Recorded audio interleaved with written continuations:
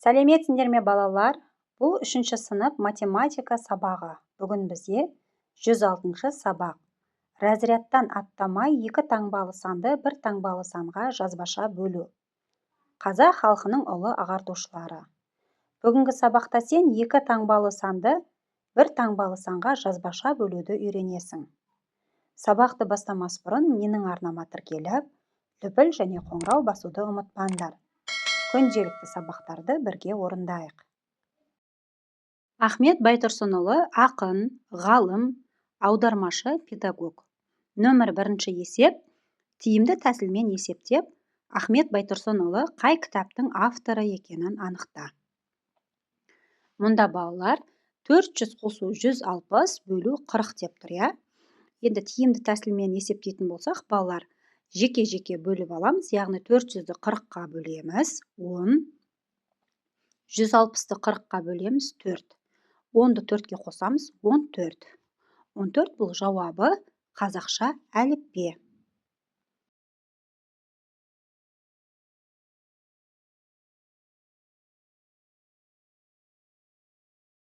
Нөмірі 2 есеп. Есептеудің қалай орындалғанын түсіндір. Мұнда балалар 60 қосу 9 бөлу 3 деп тұр, балалар. Тең, яғни балалар жеке-жеке бөледі екенбіз. 60-ды 3-ке бөлеміз, 20, 9-ды 3-ке бөлеміз, 3. Енді 20-ға 3-ті қосатын болсақ, 23-ке тең екен. 2 таңбалы сандарды бөлуді баған түрінде жазып есептеген ыңғайлы. Онда бұрыштап жазу қолданылады. Бөлуді үлкен разрядтан ондықтан бастап орындайды. Бөлу қалай орындалғанына қара. Мұнда балалар назар аударайық, 86 бөлу 2 деп тұр, Жазамын бөлінгіш 86, бөлгіш 2. Бірінші толымсыз бөлінгіш 8 ондық, бөліндінің мәнінде 2 цифр болады. Ондық бірлік. Ондықтарды бөлемін, 8-ден 2-ні бөлетін болсақ 4, бөліндіге 4 санын жазамын. Тексеремін, қанша ондықты бөлдік. Ол үшін көбейтемін, 2-ні 4-ке көбейтеміз, 8. Ондықтардың астына 8-ді жазамын, азайтамын. 8-ден 8-ді азайтатын болсақ 0, ондықтар толық бөлінді. Бірліктерді бөлемін, 6-ны 2-ге бөлетін болсақ 3, бөліндіге 3 санын жазамын. Қанша бірлікті бөлгенімді тексеремін. Ол үшін көбейтемін, 2-ні 3-ке көбейтемін, 6. Бірліктердің астына 6 санын жазамын. Айтамын, азайтамын, 6-дан 6-ны азайтатын болсақ 0, бірліктер толық бөлінді. Жауабын оқимын, 43.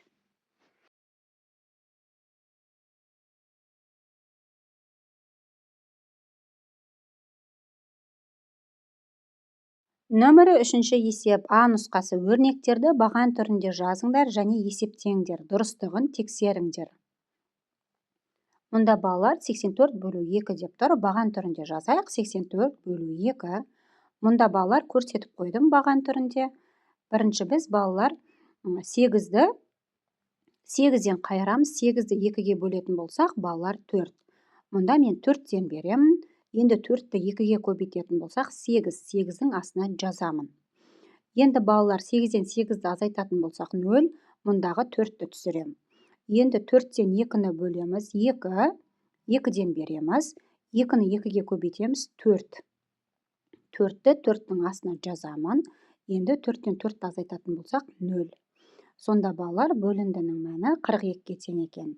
Енді балалар тексерек 42-ні 2-ге көбейтеміз, 2-ні 2-ге көбейтеміз 4, 2-ні 4-ке көбейтеміз 8. Сонда 84. Есебіміз дұрыс. Дәл солай балалар қалған есептерді шығардық. 93-ті 3-ке бөлеміз 31. Баған түрінде көрсетіп қойдым. 31-ді 3-ке көбейтетін болсақ 93. Есебіміз дұрыс. 69 бөлу 3 тең 23. 23-ті тексердік. Балалар 23-ті 3-ке көбейтеміз 69. 64 бөлу 2 тең 32. 32-ні тексереміз. 32-ні 2-ке көбейтеміз 64. Есебіміз дұрыс. 86 бөлу 2 тең 43. Есепті тексереміз. 43 көбейту 2 тең 86. Есебіміз дұрыс. 84 бөлу 4 тең 21. Енді тексереміз. 21-ді 4-ке көбейтеміз. 84.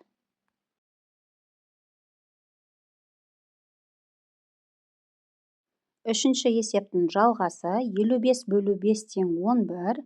Тексереміз, 11-ді 5-ке көбейтеміз, 55. 77 бөлу 7 тең 11. Тексереміз, 11-ді 7-ге көбейтеміз, 77. Келесі 63 бөлу 3 тең 21. Тексереміз, 21-ді 3-ке көбейтеміз, 63.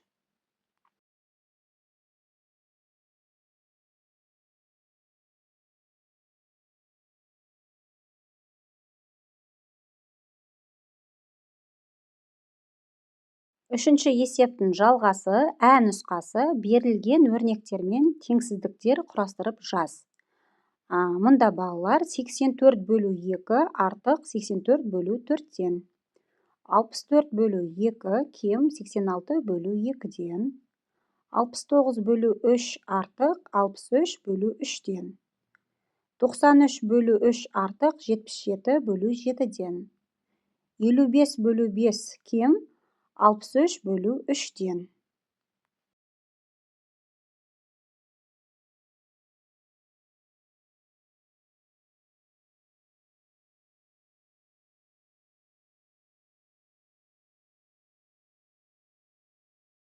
Нөмірі 4-ші есеп. Есепті шығар. А нұсқасы. Жолаушылар пойызындағы 3 вагонның әр қайсысында 32 жолаушыдан, ал 2 вагонның әр қайсысында 24 жолаушыдан бар. Пойызда барлығы қанша жолаушы бар? Есептің қысқаша берілген жазбалайық балалар.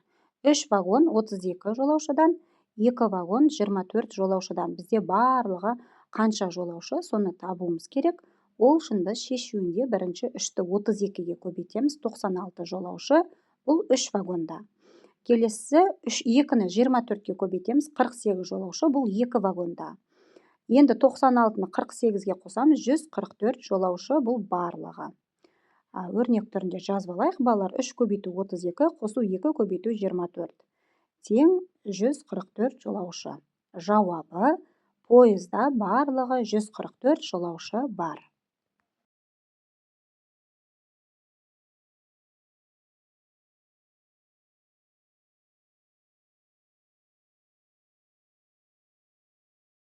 Төртінші есептің жалғасы ә нұсқасы бойынша, өрнек бойынша есеп құрастырып, оны шығар. Мұнда балалар өрнек 32 көбейту 3, азайту 24 көбейту 2 деп тұр, балалар.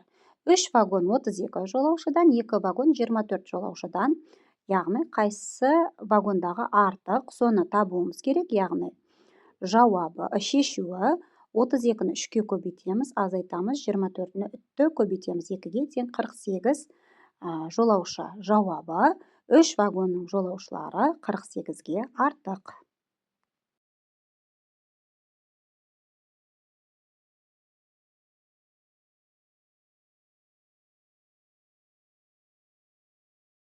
Нөмірі 5-ші есеп. Есепті әртүрлі тәсілмен шығар. А нұсқасы. Аудандағы балалар кітапханасына 2 қорап кітап әкелінді. Бірінші қорапта 24 кітап, екіншісінде 32 кітап бар. Барлық кітап әр сөреге 8-ден қойылды. Қанша сөреге кітап қойылды? Балалар есептің қысқаша шартын жазып алайық, балалар. Бірінші қорапта 24 кітап, екінші қорапта 32 кітап. Әр сөреге 8-ден қойылғанда, бізде сөре санын табуымыз керек екен. Ол үшін біз шешуінде бірінші тәсілі 24-ті 32-ге қосамыз, 56, 56-ны 8-ге бөлеміз, яғни әр сөреге 7. Сонда балалар 7 сөре болып тұр. Екінші тәсілі 24 қосу 32, 56 болады, 56-ны 8-ге бөлеміз, 7-ге тең. Келесі үшінші тәсілі 24 бөлу, енді жеке-жеке бөледі екенбіз. 24 бөлу 8 тең 3, 32 бөлу 8 тең 4. Енді 4-ке 3-ті қосамыз, 7. Төртінші тәсілі 24 бөлу 8 қосу 32 бөлу 8, сонда 7. Жауабы 7 сөреге кітап қойылды.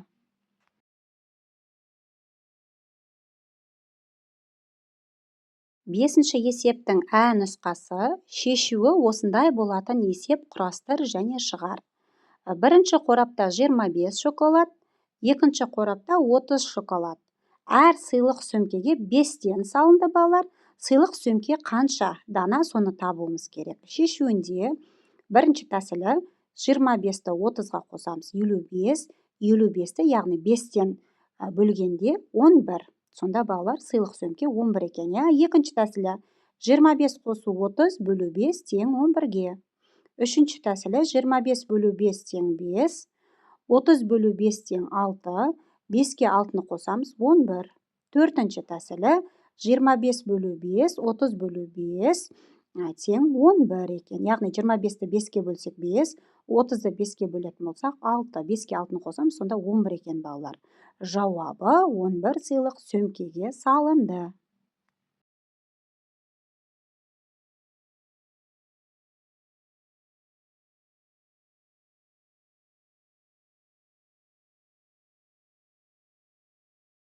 Нөмірі 6-шы есеп. Көрсетілген өлшем бірліктеріне өрнекте 476 мм тең 4 дециметр, 7 сантиметр, 6 мм-ге.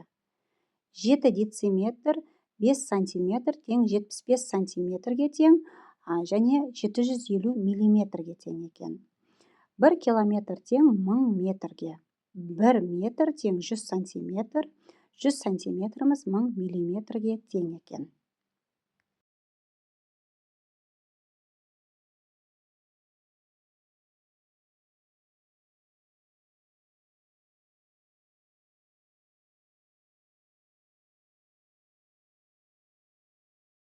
Нөмірі 7-ші есеп. Бір қарбыздың және бір алманың массасы қанша?